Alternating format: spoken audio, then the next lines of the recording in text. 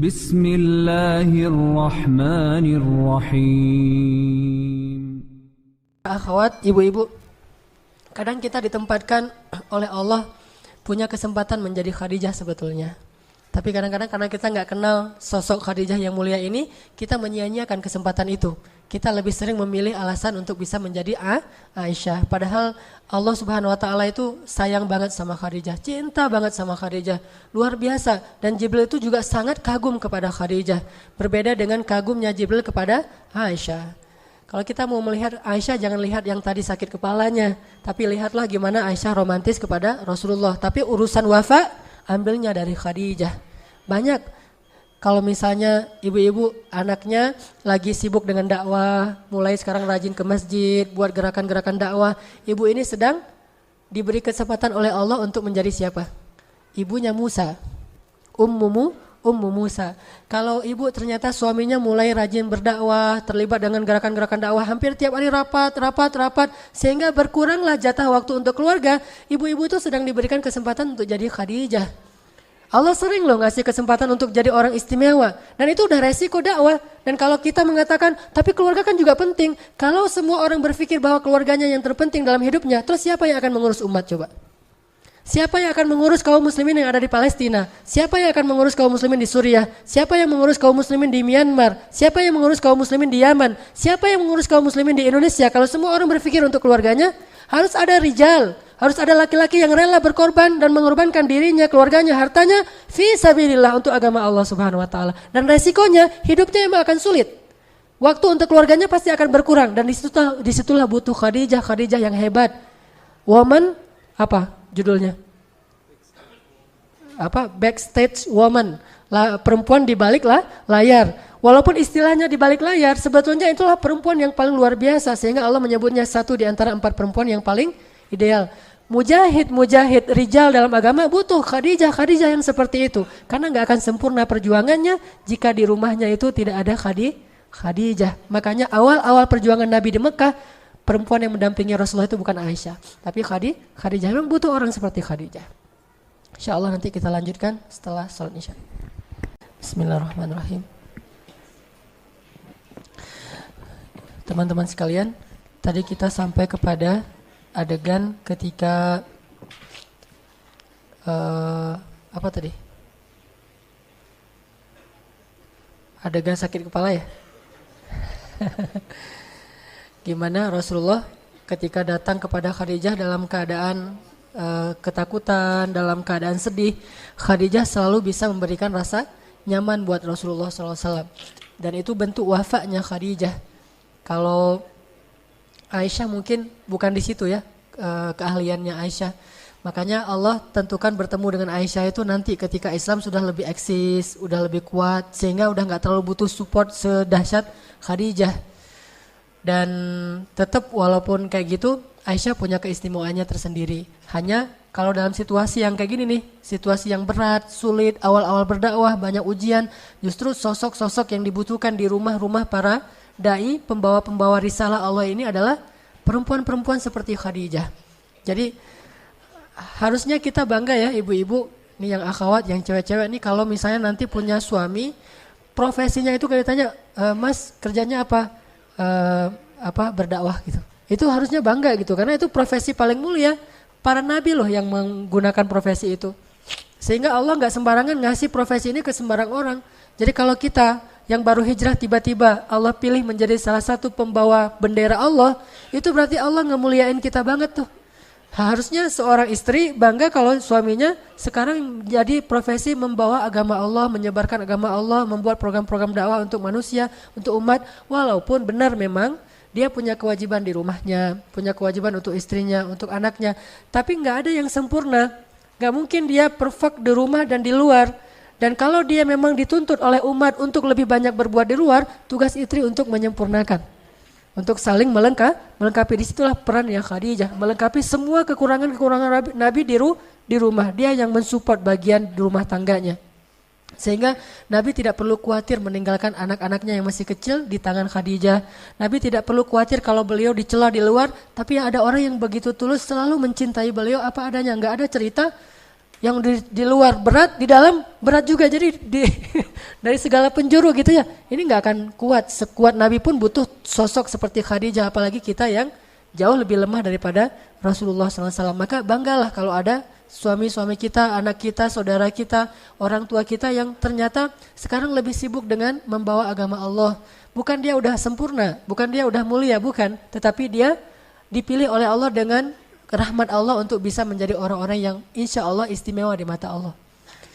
Dan istrinya pasti akan dapat juga kebaikan dari amalan yang dilakukan suaminya. Apakah kita nggak bangga nanti kalau di akhirat kita tuh dapat bertemu dengan suami kita yang berstatus ahli surganya itu bukan surga biasa, surga yang di atas Firdaus, surga-surga Firdaus yang di puncak tuh. Kenapa mereka dapat surga Firdaus yang puncak? Karena mereka adalah pejuang-pejuang agama Allah, mujahid-mujahid di jalan Allah Subhanahu wa taala. Dan gak mungkin mereka bisa sempurna dalam perjuangannya kalau tidak ada support dan dukungan yang baik dari istri-istri mereka yang solehah seperti Khadijah. Kalau kita bahas di awal-awal menikah dengan Khadijah, Rasulullah SAW itu ketika awal-awal menikah dengan Khadijah, Khadijah juga ikut ngemodalin loh. Kan maharnya gede tuh. Dan Rasulullah ngasih mahar gede itu bukan permintaan Khadijah sebetulnya. Khadijah mintanya apa yang Rasulullah bisa aja. Tapi Rasulullah pengen menghargai Khadijah, dikasihlah mahar ratusan ekor onta. Tetapi jangan salah bahwa Khadijah juga ikut membantu untuk mahar untuk dirinya sendiri. Jadi banyak banget ngebantu. Wafa habis-habisan buat Rasulullah. Dan setelah menikah, Khadijah radhiyallahu anha itu benar-benar menjadi selain istri bagi Rasulullah tuh ibu juga bagi Rasulullah. Sering banget nenangin Rasulullah, membantu Rasulullah dalam bisnis. Bisa disebut Rasulullah itu datang ke rumah Khadijah itu nggak bawa apa-apa, datang orang doang gitu. Tapi Khadijah nggak pernah mempersoalkan itu. Udah datang nggak bawa apa-apa, udah nggak ngasih nafkah gitu, ngasih masalah lagi beban, nggak pernah. Justru Khadijah itu benar-benar ya tadi baiat cinta ya, udah berbaiat maka dia ngasih apa yang dia miliki sampai habis hartanya Khadijah di jalan Allah Subhanahu wa taala. Lalu datanglah waktunya setelah 15 tahun menikah dengan Rasulullah yang aman, hidupnya damai, semuanya tercukupi, mereka orang yang mampu bahkan termasuk orang kaya, hidupnya itu enak banget, banyak pembantu. Datanglah masa-masa sulit.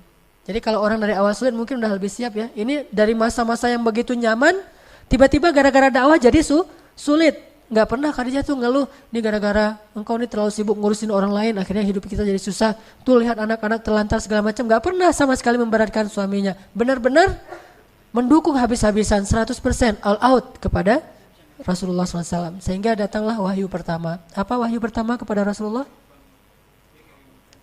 Bukan, kalau itu ayat pertama. Bedain, kalau pertanyaannya, sebutkan wahyu pertama yang datang kepada Nabi, itu adalah sunrise.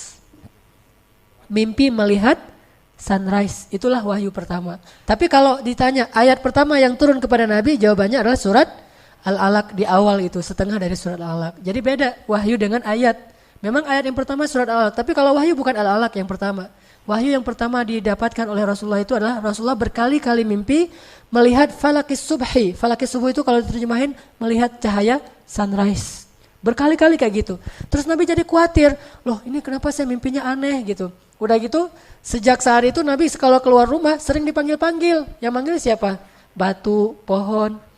Manggil, ya Muhammad, engkau itu Rasulullah. Nabi cari-cari gak ada orang. Terus Nabi lari gitu ketakutan. Ada lagi yang manggil, pohon manggil, ya Muhammad, engkau Rasulullah. Lari lagi. Rasulullah merasa aneh nih, kayak orang kerasukan, diganggu sama setan. Akhirnya datang ke Khadijah. Ya Khadijah, apa yang terjadi pada saya nih? Kok akhir-akhir ini saya sering mimpi aneh. Kemudian ada yang manggil-manggil tapi gak ada orangnya. Apa kata Khadijah menenangkan? Wahai suamiku, gak usah khawatir, jangan sedih. Karena sesungguhnya Allah gak mungkin menyakitimu. Karena engkau orang yang baik. Engkau orang yang menyantuni anak yatim. Engkau orang yang membantu fakir miskin. Engkau orang yang menjamu para tamu. Engkau orang yang menyelesaikan urusan banyak orang. Engkau orang yang baik ya, suamiku Muhammad. Dan namamu juga orang yang terpuji. Allah gak akan mungkin menyakitimu. Jadi itu pasti bukan gangguan setan. Pasti itu adalah pertanda baik dari Allah. Khadijah cerdas, punya ilmu. Padahal dia belum tahu Islam, tapi udah bisa memberikan banyak sekali dukungan dan motivasi bagi suaminya. Jadi kalau misalnya suami kita datang lelah dalam urusan selain urusan pekerjaan mungkin, urusan sosialnya, urusan masjidnya, urusan dakwahnya, datang dia curhat, dengarkan saja itu udah menghibur. Nggak usah ngasih nasihat sebagus Khadijah, dengerin aja. Oh gitu ya, oh gitu ya. Ya, dengerin aja tuh. Itu suami udah lelahnya udah hilang setengah dari kelelahannya. Apalagi dibilang dia kasih support. Itulah biasa kalau makin banyak ujian, insya Allah Allah akan memberikan lebih banyak kemenangan atau kemuliaan atau apalah yang kita tahu. Kasih motivasi kepada suami. Sehingga motivasi ibu-ibu itu adalah satu bekal bagi suami kita untuk terus bersemangat dalam membela agama Allah, menyebarkan Islam ke seluruh dunia. Ini artinya Khadijah berhasil menenangkan Rasulullah di awal-awal masa-masa kenabian. Karena masa-masa kenabian itu di awal-awal itu memang berat bagi Rasulullah. Rasulullah nggak pernah ngalamin itu sebelumnya, nggak ada juga keluarganya yang ngalamin itu. Hanya dengar cerita-cerita Ismail, tiba-tiba dipanggil sebagai titel Rasulullah. Nggak dihina-hina sama istrinya, nggak ada bilang, Rasulullah, ini urus dulu keluarga. Nggak ada itu. Ya udah, ini Rasulullah itu mulia gitu. Udah aja dipanggil dengan panggilan yang melabelkan dirinya kepada dakwah, itu panggilan paling baik. Setelah panggilan Abdullah, dipanggil da'i, dipanggil ustaz, dipanggil alim, dipanggil apapun, mujahid, dipanggil rijal. Karena laki-laki itu sejatinya orang mukmin diciptakan oleh Allah itu bukan hanya untuk keluarganya. Ini sejatinya ya, mukmin sejati itu, laki-laki sejati itu diciptakan oleh Allah untuk manusia, untuk umat, untuk alamin, rahmatan lil alamin. Jadi suami kita itu bukan cuma milik kita, bukan cuma milik keluarganya. Suami kita itu kesatria milik umat manusia, milik kaum muslimin. Sehingga kalau mereka menuntut dari suami kita hak mereka, itu hak untuk mereka tuntut. Dan kita harus merelakan itu, bagian dari perjuangan hidup. Bukankah tujuan kita diciptakan itu ada dua? Satu, untuk beribadah kepada Allah. Yang kedua, untuk mengkhalifahkan amanah-amanah Allah di muka bumi, memakmurkan bumi. Itu tujuan laki-laki diciptakan. Kalau perempuan, tujuan diciptakan itu ada dua. Satu, untuk beribadah kepada Allah. Dua, dia adalah tulang rusuknya Adam, untuk memberikan kenyamanan di dalam dadanya Adam. Dan tujuannya adalah untuk memberikan kenyamanan bagi suaminya. Sehingga jangan hanya berpikir bahwa tujuan kita diciptakan hanya untuk ibadah, udah rajin ke masjid, udah selesai. Tetapi ada tujuan lain. Kita disuruh memakmurkan bumi, dan perannya adalah sebagai khalifah. Apa yang dilakukan? Menyebarkan agama Allah kepada orang-orang yang kita kenal sampai seluas-luasnya. Sehingga di situ butuh support dari istri yang sangat luar biasa. Akhirnya Khadijah bilang, ya Rasul, ya suamiku, ya Muhammad, engkau tidak akan disakiti oleh siapapun. Yakinlah itu. Kemudian Nabi tenang. Sejak saat itu Nabi mulai berpikir untuk menyendiri. Dari wahyu pertama Nabi bilang, ya Khadijah, boleh nggak kalau misalnya saya sekarang lebih banyak ke Gua Hira untuk bertafakur. Namanya tahanus. Ini siapa yang bunyi nih? Yang ini? Asus? Oh biarin. Rasulullah bilang ke Khadijah, ya Khadijah, boleh nggak kalau sekarang saya mungkin lebih banyak bertafakur di Gua Hira. Kata Khadijah, nggak apa-apa. Kenapa suamiku? Apa yang kau butuhkan? Saya butuh menyendiri, bertafakur apa yang terjadi dan apa yang harus saya lakukan. Akhirnya Khadijah buru-buru mempersiapkan bekal untuk suami. Bayangkan dukungan Khadijah. Disiapin roti, kemudian gandum, segala macam disiapin, bekal-bekal Rasulullah, selimut. Setelah dibekalin, akhirnya Rasulullah naik ke Gua Hira. Berapa lama? Berminggu-minggu di Gua Hira. Ngapain? Tahanus, tafakkur. Ini apa yang terjadi, bagaimana memperbaiki bangsa ini dan seterusnya. Itulah pemikiran seorang laki-laki. Dia mikirin solusi untuk umat, bukan cuma mikirin diri sendiri dan keluarga. Mikirin nih, umat kita nih lagi krisis nih, banyak yang terzolimi, umat kita jauh dari agama, terus gimana? Kalau bahasa teman-teman tabligh itu punya fikir gitu.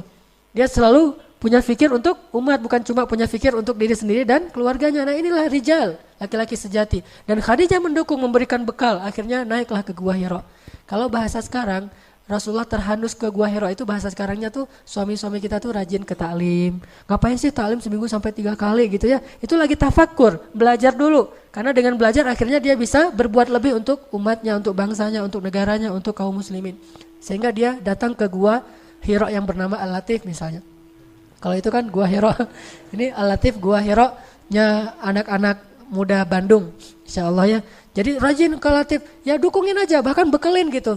Kalau dia bilang, boleh nggak kalau misalnya malam ini sekalian qiyamul lail, jadi saya nggak langsung pulang. Oh nggak apa-apa, mau dibekelin apa nih? Mau dimasakin nasi goreng? Nah itu Khadijah banget tuh. Tapi kalau ya udah, kalau berita buruk gitu nggak usah kasih tahu. Jangan, kasih support gitu, motivasi, semangat, bekelin. Kasih misalnya beliin sovel yang untuk biar nggak digigit nyamuk. Terus apalagi gitu, selimut, bantal, Hello Kitty gitu, kasih aja semuanya. Kan suaminya biar suaminya nyaman gitu kan. Ini yang dirasakan oleh dai-dai yang punya istri Khadijah dan itu luar biasa loh. Dan saya bukan cuma ngomong ya, saya ngerasain gitu. Jadi kalau misalnya mau itikaf di Al-Latif, oh ya, langsung disiapin semuanya. Bukannya diminta dan mungkin kita juga nggak akan enak hati kan ya, disiapin segalanya. Udah biarin, siapin sendiri. Enggak, biarin aja disiapin air segala macam, dibuatin. Kalau saya senang sebelum qiyam tuh minum rosella dulu, siapin rosella hangat segala macam. Ini Khadijah. Dan kita butuh istri yang seperti itu di rumah para mujahid. Kalau enggak akan ada yang bisa berjuang dengan istiqomah di jalan Allah Subhanahu wa taala. Tetap butuh wanita yang besar. Akhirnya Nabi naik ke Gua Hira. Berminggu-minggu habis bekalnya datang lagi cuma semalam doang di rumah. Besok berangkat lagi ke Gua Hira. Gak pernah Khadijah bilang ngapain sih lama-lama di sana. Udah aja di rumah. Tafakur kan bisa di kamar juga. Bisa sambil di atas sajadah segala macam. Gak ada tuh. Support aja. Suaminya datang, Khadijah bekalku habis. Disiapin lagi sama Khadijah. Naik lagi tuh. Berminggu-minggu datang lagi. Sampai setelah beberapa bulan. Di bulan Ramadan baru turun ayat pertama. Iqra bismi rabbikal ladzi khalaq. Sejak saat itu Nabi ketakutan turun dari Gua Hira, tiba-tiba Jibril lagi tuh ya, pas Nabi keluar dari Gua Hira, diinin sama Jibril, dipanggil sama Jibril, terus Jibril tuh mau menampakkan wujud aslinya di langit dunia itu, semua langit itu penuh dengan wajah Jibril. Bayangin aja malaikat segede itu ngelongok gitu kan ya. Bumi cuma sekelereng kan bagi dia kan, bagi malaikat, terus ngelihat kayak gini tuh gimana tuh. Semua seantero cakrawala dilihat itu wajah Jibril, terus manggil lagi tuh. Ya Muhammad kan, wah suaranya tuh. Langsung Nabi ngelihat kemanapun ngelihat ada wajah Jibril. Terus kata Jibril, jangan lari ya Muhammad, jangan lari. Aku Jibril, kamu Rasulullah, lagi kenalan. Cuma cara kenalannya gitu amat ya. Jibril lagi kenalan, aku ini Jibril ya Muhammad, kamu itu Rasulullah. Rasulullah lari, bahkan bayangin aja Gua Hira itu kan curam banget tuh. Turun nggak usah lari, jalan aja susah. Gimana turunnya lari, coba gimana ngebayangin tuh. Saya nggak bisa kebayang pas saya umroh ngelihat Gua Hira kayak gini curamnya, terus Nabi turun lari karena gara disamperin Jibril pengen kenalan. Itu kayak gimana tuh turunnya, luar biasa, nggak ada rem kan, turun sampai ngos-ngosan di rumah, ketok pintu langsung tadi dipeluk sama Khadijah. Khadijah nenangin. Setelah Rasulullah bangun istirahat, Khadijah tanya, ya suamiku ada apa? Kata Rasulullah, ada kejadian aneh, tiba-tiba datang sosok makhluk yang luar biasa besarnya, wajahnya memenuhi langit segala macam. Aku nggak tahu ini kenapa dengan aku akhir-akhir ini gitu. Dan dia berpesan Iqra bismi rabbikal ladzi khalaq. Akhirnya Khadijah bilang, yuk kita ketemu dengan sepupuku Waraqah, ulama Nasrani yang ada di Makkah. Yuk kita ketemu dengan dia banyak ilmu. Dianterin sama Khadijah ke Waraqah. Terus ketemu dengan Waraqah, ngomong dengan Waraqah, ya Waraqah apa yang terjadi pada suamiku? Akhirnya Waraqah bilang, itu namus. Namus itu bahasa Ibrani untuk Jibril. Itu namus yang pernah mendatangi Musa dan Isa. Kalau dia datang lagi jangan lari wahai Muhammad. Sesungguhnya dia adalah pembawa wahyu. Berarti engkau adalah nabi yang terakhir yang kami tunggu-tunggu. Aduhai seandainya hidupku masih lama, aku pasti akan menolongmu ketika orang-orang memusuhimu nanti, kata Waraqah. Selang beberapa lama kemudian, kurang dari 1 tahun, entah beberapa hari, Waraqah meninggal dunia. Khadijah makin yakin kan kalau suaminya adalah utusan Allah, bahagia banget Khadijah, mendukung banget. Tapi dia tahu resiko kayak yang disampaikan Khadijah oleh Waraqah. Apa kata Waraqah diam-diam kepada Khadijah? Ya Khadijah, suamimu itu akan mendapatkan banyak sekali masalah, maka beradalah terus di sisinya. Kata Khadijah, saya menjadi fida itu tebusan gitu. Kalau ada apa-apa, saya duluan yang akan ngadapin. Ya Waraqah, saya akan membantu suami saya hidup dan mati. Ini baiat cintanya Khadijah. Tahu resiko jadi seorang nabi. Pulang ke rumah, Rasulullah masih nggak enak nih kalau didatangin Jibril, merasa nih Jibril beneran atau setan nih, kan belum kenal ya. Gimana nih cara biar makin yakin? Khadijah tuh pintar gitu. Kata Khadijah, ya Rasulullah. Sekarang manggilnya Rasulullah, ya Rasulullah. Kalau engkau ingin membuktikan itu malaikat atau jin, caranya gampang. Nanti kalau dia datang, kasih tahu saya ya. Nah ini istri luar biasa, pintar, cerdas banget nih, bijaksana. Kata Rasulullah, oh ya, nanti kalau dia datang aku kasih tahu kamu. Datanglah Jibril. Pas datang Jibril, Assalamualaikum, waalaikumsalam. Enggak langsung disuruh masuk. Langsung Rasulullah nyamperin Khadijah di belakang. Khadijah, Jibril datang. Kayak gitu tuh suasananya. Khadijah, Jibril datang. Kata Khadijah, yaudah, ayo kita sambut.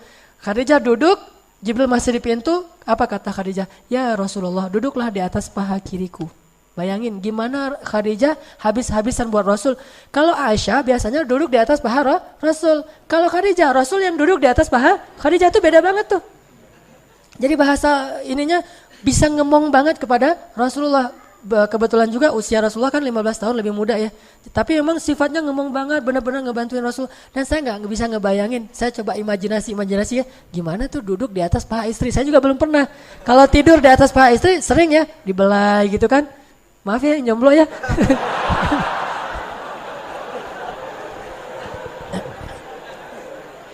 Pulang dari Al-Latif, udah ngomong dua sesi taklim, sesi tarbiyah, capek banget pulang, mau tidur di atas, paha istri dibelah-belah gitu, tuh enak banget loh. Tiba-tiba bangun udah azan subuh kan luar biasa tuh. Rasulullah duduk di atas paha Khadijah, di atas paha kirinya. Khadijah bilang duduklah di atas paha kiriku ya Rasulullah. Rasulullah duduk, kemudian Khadijah nanya, apakah engkau masih bisa ngelihat Jibril? Kata Rasulullah masih bisa ya Khadijah, kalau gitu coba pindah ke paha kanan. Ini dalam hadisnya kayak gitu. Akhirnya Nabi pindah lagi ke paha kanannya Khadijah, dipeluk sama Khadijah. Masih ngelihat nggak Jibrilnya? Masih. Kalau gitu coba ke belakang saya. Rasulullah ke belakang meluk Khadijah dari belakang, kan keren banget tuh ya. Meluk dari belakang kayak orang lagi ngapain gitu kan. Udah gitu Khadijah nanya, ya Rasul masih ngelihat Jibril nggak? Masih. Akhirnya Khadijah pura-pura mau membuka cadar dan jilbabnya. Pas dia mau membuka itu Rasulullah tanya, ya Rasulullah masih ngelihat Jibril? Kata Rasulullah udah nggak ngelihat, Jibril udah pergi. Kata Khadijah kalau gitu dia benar-benar malaikat. Kenapa? Malaikat gak mau melihat aurat. Malaikat tidak mau melihat aurat. Kalau dia masih ngelihat, melototin lagi, itu jin banget tuh. Kan cerdas banget ya Khadijah ya. Cara nguji mana malaikat, mana jin. Jadi yang senang ngelihat melototin yang gitu-gituan, itu jin. Kalau malaikat gak senang yang gitu-gituan. Jadi kalau kita pengen nih, yang cewek-cewek nih pengen doanya mustajabah, diaminkan oleh malaikat, kemana dia pergi dinaungin malaikat, berarti muhajjabah, tutuplah auratnya karena malaikat gak mau dekat dengan orang yang membuka aurat. Kenapa? Malaikat itu sangat terjaga. Pandangan matanya malaikat itu terjaga. Emang malaikat ada hawa nafsu? Ini bukan soal nafsu ya, tapi soal kesucian, kehormatan, dan malaikat itu menghargai perempuan. Sehingga malaikat gak mau melihat perempuan yang sedang membuka aurat. Jadi kalau malaikat Jibril datang ke rumah Khadijah, itu pasti minta izin dulu. Takutnya Khadijah belum pakai jilbab. Makanya Khadijah nguji nih. Pas mau dibuka, belum dibuka juga, Jibril udah pergi tuh. Ya Rasulullah masih ngelihat? Enggak, berarti dia Jibril malaikat, bukan jin. Makin mantap tuh Rasulullah. Oh ya kalau gitu berarti saya benar-benar Rasul nih. Kan tadi ragu tuh, Rasul beneran gak sih? Apalagi setelah dapat ayat pertama Al-Alaq, 6 bulan itu gak ada wahyu. Nah dalam 6 bulan itu kan Nabi jadi ragu lagi. Jangan-jangan saya gak jadi Nabi nih, dibatalin gitu kan. Khadijah terus 6 bulan. Jadi awal-awal masa Nabi beradaptasi dengan status baru sebagai Rasulullah, Khadijah itu benar-benar ngedukung Rasul. Ditambah lagi ketika turun ayat, sekarang berdakwahlah secara terang-terangan. Mulailah episode-episode yang sulit. Mulai dicela, mulai dimusuhi, mulai habis-habisan. Ketika Rasulullah pulang dalam keadaan wajahnya berlumuran kotoran, bajunya banyak kotoran, Rasulullah pulang ke rumah, Khadijah sambil menitikkan air mata, sambil membersihkan kotoran di tubuh Rasulullah. Tapi terus ngasih motivasi, tapi nangis gitu karena sedih suaminya diperlakukan kayak gitu. Mulailah Khadijah habis-habisan dengan hartanya. Dan tahukah kita adegan ketika Rasulullah menyedekahkan 1 lembah domba itu milik siapa? Milik Khadijah. Rasulullah lagi ngegembalain domba milik Khadijah sebanyak lembah. Bayangin berapa ratus domba tuh yang memenuhi lembah. Sekecil-kecilnya lembah, seukuran Masjidil Haram. Itu domba semua tuh. Udah gitu datanglah seorang laki-laki Badui mengatakan, ya Muhammad banyak banget tuh domba kamu. Kata Rasulullah, kamu mau gitu? Hah, gimana caranya? Bilanglah asyhadu an la ilaha illallah wa anna Muhammadur Rasulullah. Aku kasih domba ini seluruhnya untuk kamu. Masa sih? Ya iyalah, masa gak bisa. Terus kata dia, bisa beneran? Beneran. Akhirnya dia bersyahadat, dia ucapkan syahadatain. Langsung Rasulullah mengatakan, ini semuanya milik kamu. Dia pulang sambil bersiul membawa domba satu lembah, bayangin. Terus dia bilang ke kaum-kaumnya, ternyata masuk Islam tuh enak ya, dikasih domba selembah. Ayo kita masuk Islam, rame-rame datang lagi tuh. Rasulullah pulang sendiri. Tadi datangnya bawa domba, pulangnya sendiri. Ketika pulang sendiri tanya Khadijah, ya Rasulullah kok pulang sendiri? Domba-dombanya kemana? Saya serahkan untuk Allah, yaitu saya sedekahkan agar orang masuk Islam. Khadijah bahagia banget. Ya udah besok kita siapin lagi. Oh luar biasa nih. Domba selembah habis, besok disiapin lagi. Siapa istri yang bisa kayak gini? Susah banget kan ya? Itulah wafa, hartanya habis fi sabilillah. Kalau kita bicara tentang kedermawanan Abu Bakar, itu kan laki-lakinya. Kita jarang ngebahas perempuannya, gak seimbang, gak adil. Padahal harusnya kita sebutkan juga bahwa ada perempuan yang sedermawanan Abu Bakar, bahkan lebih dari Abu Bakar, yaitu Khadijah itu luar biasa. Yang membeli budak-budak di Makkah itu bukan cuma Abu Bakar, Khadijah juga beli. Kemudian dibebaskan dengan harga yang satu orang budak itu harga paling murahnya 700 juta. Kira-kira berapa miliar habis uang Khadijah. Jadi udah Nabi datang gak pakai modal, udah gitu bawa masalah, terus Khadijah habis-habisan gak ngeluh sama sekali. Dan yang paling membuat saya merasa sedih itu adalah ketika Rasulullah SAW itu imbas dari dakwah beliau itu sampai kepada anak-anak beliau yang perempuan, putri-putrinya. Saya nggak bisa ngebayangin tuh, kalau putri saya diperlakukan kayak gitu gara-gara dakwah saya. Itu luar biasa. Siapa putrinya yang diperlakukan kayak gitu? Ruqayyah dan Ummu Kulsum. Ruqayyah dan Ummu Kulsum dinikahkan dengan putranya Abu Lahab, berarti sepupuan ya. Nikah dengan sepupunya. Abu Lahab gak beriman kepada Rasulullah. Sehingga gara-gara Abu Lahab benci sama Rasulullah, apalagi setelah berdakwah, Abu Lahab menyuruh anak-anaknya untuk menceraikan istri mereka, yaitu anak Rasulullah. Diceraikannya tuh bukan dengan cara yang biasa, diceraikan dengan cara yang hina banget. Diusir dari rumah, disuruh pulang ke orang tuanya sambil dimaki-maki gitu. Sehingga akhirnya datanglah Ruqayyah ke rumah Khadijah. Ibu gitu nangis, kenapa nak, kenapa?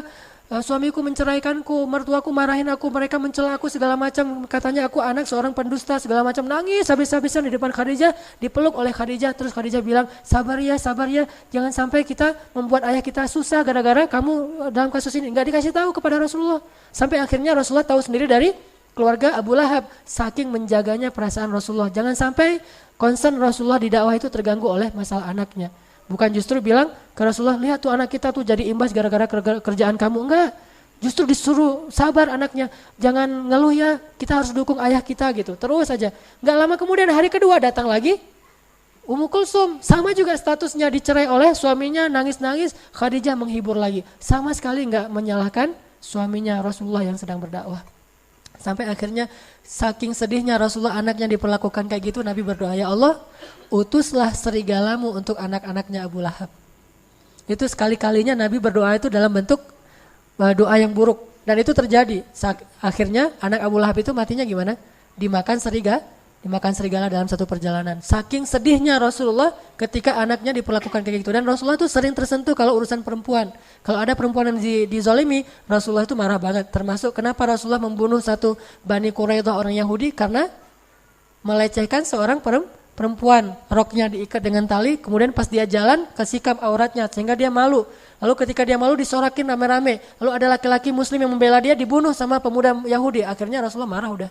Kalau udah main perempuan, Rasulullah tuh marah besar. Akhirnya mereka dikepung, gak mau menyerahkan pembunuhnya, dan mereka pun diperangi. Sekitar 300 orang laki-laki Yahudi kemudian dibunuh oleh Rasulullah SAW. Gara-gara gak mau menyerahkan para pembunuh laki-laki tadi dan yang telah melecehkan perempuan Islam. Artinya bahwa Rasulullah tuh sedih banget ketika anaknya digituin. Terjadi lagi nanti pemboikotan terhadap Rasulullah selama 3 tahun. Nah ketika Rasulullah diboikot selama 3 tahun, Khadijah menemani Rasulullah. Dan sampai Khadijah habis hartanya membiayai berapa orang? Ada lebih dari 1.000 orang kaum muslimin Bani Hashim yang diboikot, siang malam ditanggung oleh Abu Bakar dan Khadijah, 2 orang ini. Sampai Abu Bakar jatuh miskin, sampai Khadijah jatuh miskin. Bayangin, ngebayarin pengungsi selama 3 tahun. Kan luar biasa tuh, pengungsinya banyak, setiap hari butuh air, dan air mahal di Mekah itu.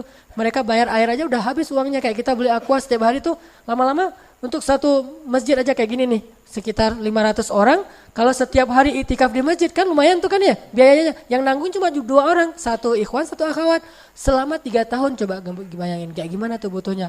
Nyembeli onta, selimut, orang-orang yang sakit, segala macam, semuanya dibiayai oleh Khadijah dan Abu Bakar. Sampai setelah selesai pemboikotan 3 tahun, Khadijah wafat karena Khadijah sakit keras. Ada adegan yang mengharukan di situ. Dalam keadaan sakit keras, dalam keadaan meriang gitu, Khadijah masih mempersiapkan makanan untuk Rasulullah SAW. Nggak ada sama sekali istirahatnya. Dari sejak menikah, apalagi sejak berdakwah, itu nggak ada istirahatnya. Sampai Nabi bilang, Khadijah istirahat. Apa Khadijah? Ya Rasulullah, kata Khadijah, istirahat kita nanti di akhirat. Istirahat kita nanti di akhirat. Perjuangan banget, berdua nih berjuang habis-habisan. Kalau bisa disebut Islam ini adalah hasil pengorbanan Abu Bakar dan Khadijah selain Rasulullah pastinya. Islam itu yang kita sekarang nikmati ini adalah hasil perjuangan seorang perempuan yang luar biasa, Khadijah. Ya Rasulullah, istirahat kita nanti di akhirat. Dan benar-benar istirahatnya di akhirat. Gak ada istirahatnya, sakit pun meriang. Dan itu bukan sakit biasa, sakit menjelang wafat. Itu kan sakit yang paling parah tuh. Kalau kata Rasul, sakit yang tidak ada obat, sakit menjelang wafat. Itu nyiapin makanan. Sampai Allah sayang banget sama Khadijah, gak tega ngelihat Khadijah gitu. Akhirnya ngutus Jibril, ya Jibril turunlah untuk Khadijah. Turun Jibril untuk Khadijah. Apa kata Jibril? Assalamualaikum ya Rasulullah. Rasulullah baru datang. Kata Jibril, ya Rasulullah, tolong nanti kalau Khadijah datang bawa makanan, bilang ke Khadijah, Allah menitipkan salam untuk Khadijah. Allah sendiri yang nitipin salam buat Khadijah. Dan Jibril juga nitipin salamnya. Jangan lupa ya, Jibril nitipin salam tuh untuk Khadijah. Saking kagumnya Jibril kepada Khadijah, dia pengen nama dia juga disebutin. Jibril juga nitipin salam kepada Khadijah. Ya wahai Jibril. Kemudian Jibril pergi, datanglah Khadijah membawa makanan itu sambil gemetar gitu karena udah mau meninggal, udah sakit banget. Ditaruh di depan Rasulullah sambil tersenyum. Ya Rasulullah, makan Rasulullah, ada apa lagi? Terus melayani Rasulullah wafat. Udah gitu Rasulullah mengatakan, ya Khadijah, baru aja Jibril pulang. Ada apa ya Rasulullah? Kata Jibril, Allah menitipkan salam untukmu. Tahukah kita apa maknanya? Kalau Allah udah nitipin salam, itu tandanya dia mau kembali kepada Allah. Itu pertanda Allah udah kangen banget sama Khadijah dan pengen segera mengambil Khadijah ke sisinya. Allah nitipin salam kepadamu ya Khadijah. Jibril juga menitipkan salam. Langsung Khadijah menangis. Menangis terharu dan sedih sekaligus. Terharu karena pengen ketemu Allah yang dia cintai, tapi sedih harus meninggalkan kekasihnya sendiri sementara perjuangan belum selesai. Coba gimana tuh? Perjuangan belum selesai tapi dia udah harus pergi karena usianya berselang 15 tahun. Dan ketika Khadijah wafat, Khadijah usianya 65 tahun udah gak bisa lagi menemani Rasulullah, udah selesai. Tugasnya Khadijah udah selesai sementara Nabi masih harus berjuang. Sehingga Khadijah nangis, ya Rasulullah kalau saya pergi gimana dengan engkau? Ya Rasulullah gimana dengan engkau? Melebihi sedihnya Abu Thalib ketika meninggal karena menyisakan anaknya yang belum selesai dakwah, ponakannya yang belum selesai dakwah. Khadijah sedih banget karena harus pergi sebelum bisa menemani Rasulullah sampai di ujung perjalanan. Akhirnya berdua sedih, nggak jadi makan tuh. Nangis saja berdua sama Rasulullah. Ya Rasulullah gimana nih kalau saya meninggal sementara engkau masih sendiri? Rasulullah menghibur Khadijah. Lalu selang beberapa hari kemudian Khadijah meninggal dunia. Rasulullah sangat sedih di hari meninggalnya Khadijah. Diurus sendiri semuanya sampai ke kuburannya. Dan tahun itu Rasulullah benar-benar terpukul. Dikenallah tahun itu dengan nama Tahun Duka Cita. Meninggallah pejuang sejatinya Rasulullah SAW. Abu Thalib meninggal selang beberapa minggu kemudian meninggal yang paling dicintai Rasulullah yaitu Khadijah. Sementara Rasulullah masih punya bayi yang masih kecil banget dan insya Allah nanti suatu saat akan persis seperti Khadijah hiburan buat Rasulullah. Siapa dia? Fatimah. Akhirnya datanglah seorang perempuan yang kasihan ngelihat Rasulullah yang sedih sendiri, bayinya masih kecil banget, anaknya banyak, namanya Saudah, nenek-nenek juga. Ya Rasulullah nikahi saya, biar saya urus anak-anakmu. Dinikahilah oleh Rasulullah Saudah. Itu istri pertama beliau sejak Khadijah wafat. Lalu itulah sebabnya Rasulullah gak bisa ngelupain Khadijah banget. Sampai ketika Fatu Makkah, Rasulullah mengatakan, ya Khadijah, perjuangan kita sudah berbuahkan hasil. Benar kata-katamu wahai Khadijah, engkau benar, Allah akan memberikan kemenangan bagi agama ini. Inilah wafatnya Khadijah kepada suaminya. Ibu-ibu belajar dan ajarkan ini kepada putri-putri kita. Istri yang sejati itu adalah istri yang bisa wafat habis-habisan buat suami. Gak ada pengecualian. Suami saya begini, gak ada pertanyaan kayak gitu. Terus saja. Karena kata Nabi apa? Siapa yang wafat kepada manusia, maka Allah wafat kepada dia. Apa wafatnya Allah kepada Khadijah? Kata Allah dalam hadis Jibril tadi saya lupa ngatain, bahwa Allah berpesan kepada Rasulullah, wahai Muhammad sampaikan kepada Khadijah, Allah sudah menyediakan untuk Khadijah ribuan istana di dalam surga, dan di dalam istana itu dia punya banyak pembantu sehingga tidak ada lagi rasa lelah dan letih di dalam istana itu. Khadijah selama ini udah letih selama 10 tahun menemani Rasulullah, sekarang sudah tidak ada lagi letih. Seperti kata Khadijah, ya Rasulullah istirahat kita nanti di akhirat. Tapi kalau kita masih pengen istirahatnya di dunia, jalan-jalannya di dunia, ini sebetulnya agak sulit untuk bisa benar-benar berjuang dan berkorban di jalan Allah SWT. Maka butuh istri-istri yang berpikir, istirahat saya nanti di akhirat. Kalau di dunia dapat hiburan dari Allah, itu adalah anugerah dari Allah. Bukan karena dia benar-benar punya obsesi pengen berhibur habis-habisan jalan keliling dunia di dunia, enggak. Biar keliling akhirat aja. Keliling dunia cuma sekecil 1 titik debu. Keliling akhirat lebih luas daripada dunia seperti luasnya langit dengan 1 titik debu. Jadi kalau ada orang yang bisa keliling dunia itu biasa. Tapi kalau ada orang yang bisa keliling akhirat itu baru luar biasa. Gimana biar bisa keliling akhirat? Bagi seorang istri wafat dan bantulah suaminya dalam perjuangan dakwah ini. Karena suami itu bukan berbuat untuk dirinya, bukan ingin besar, bukan ingin terkenal, tetapi dia tidak tega ngelihat umat ini dalam keadaan yatim. Umat kita itu sekarang yatim, butuh banyak ayah-ayah yang punya jiwa besar, mengayomi mereka, berbuat sesuatu untuk mereka, memberikan solusi buat mereka.